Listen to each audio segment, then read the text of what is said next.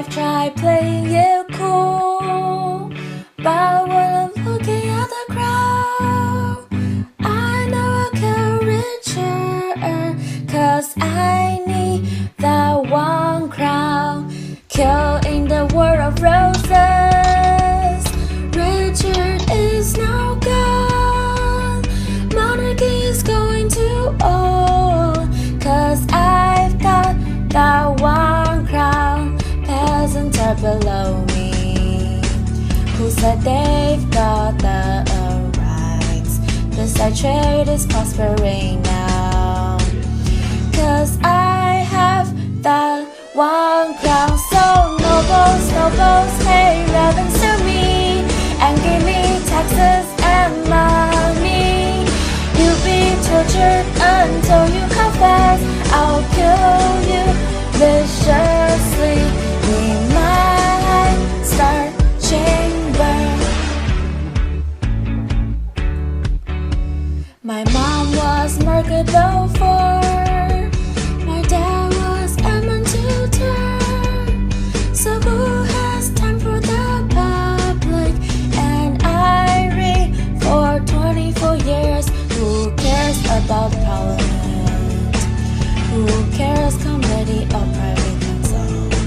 'Cause I'm the one on God's side, and I've got that one crown. So nobles, pay reverence to me, and give me taxes and money. You'll be tortured until you confess. I'll kill you viciously.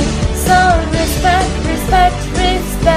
me, and pay your taxes like a good vessel. I will keep the economy great, 'cause I've got that one crown. Monarchy, I am all powerful. No democracy, and you don't have that crown. So listen to what I'm gonna say, and just maybe you won't die. So nobles, pay reverence to me, and give me taxes and money. You've been Henry VII, born to Margaret Beaufort and Edmund Tudor, reigned for 24 years after claiming the throne by killing Richard III at the Battle of Bosworth Field. Richard, a member of the Yorks, represented by the White Rose, was slain in 1485 during the War of the Roses by Henry VII and the Lancastrian army, represented by the Red Rose. Turning the tide of the war, the Battle of Bosworth Field secured the victory for the Lancasters, handing the crown to Henry VII. The result of this outcome was the start of the Tudor rule.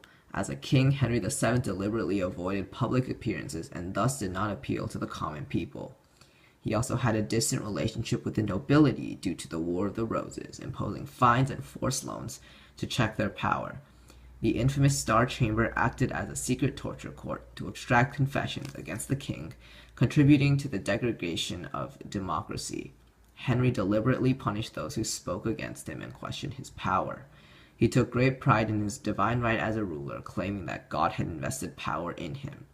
This mindset separated him from his subjects as a leader. Though he seemed to have taken a step away from democracy, Henry VII did have the Committee of Privy Council that later evolved into a Star Chamber that reinforced judicial powers.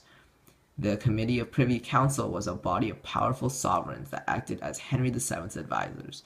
This meant that Henry VII had some, if limited, interaction with his people. Henry also employed many monetary actions to fill England's treasury. His reign was accompanied by a flourish in trade. After dying of tuberculosis in 1509, his son Henry VIII came to rule, and England possessed a considerable amount of money. Compared to his son, Henry VII had little to no impact regarding religion during his rule. His reign was relatively peaceful due to his clever way of marrying possible enemies to secure stability. He himself married Elizabeth of York to unite the York and Lancaster houses, and he married his oldest son, Prince Arthur, who died too early to receive the crown, to Catherine of Aragon, to unite England and Spain. Henry endured minor uprisings from Perkin Warbeck, who impersonated himself to have a claim to the crown. Henry handled this skillfully and had Perkin executed and displayed at the Tower of London as an example. With that in mind, let us take a look at a cool song to help you remember Henry VII. Henry VII, born to Margaret Beaufort and Edmund Tudor, reigned for 24 years after claiming the throne by killing Richard III at the Battle of Bosworth Field. Richard, a member of the Yorks,